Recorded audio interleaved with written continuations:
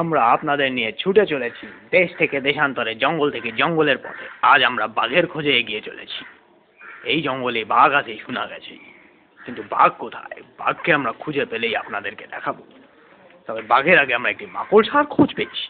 এই জঙ্গলে অনেক মাকড়সা দেখা যায়, কিন্তু ক্যামেরার আলোক স্বল্পতার কারণে আমরা আপনাদেরকে মাকড়সাটা না, এই যে পেয়েছি আমরা মাকড়সা। কই মাকড়সা? হ্যাঁ, এই মাকড়সা কামড়ে দিলেই আপনি স্পাইডারম্যান হতে পারেন।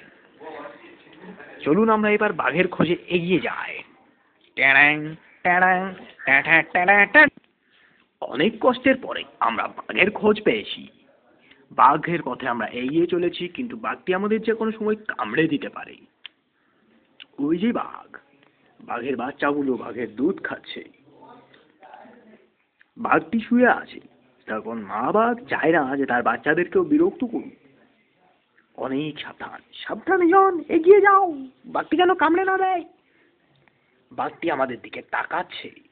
আমার তো জানের মধ্যে ঢিপ ঢিপ করছে যে বাঘটা না কামড়ে দেয়। এই ভিডিওটি তোলার জন্য আমরা 1 বছর থেকে ওয়েট করে আসি। বাঘটি কবে বাচ্চা পারবে।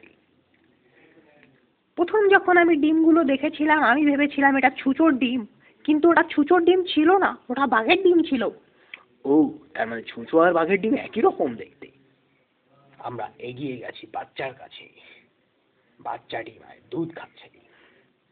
তবে আমরা ফিরে যাব এখন তাদের বিরক্ত না করে।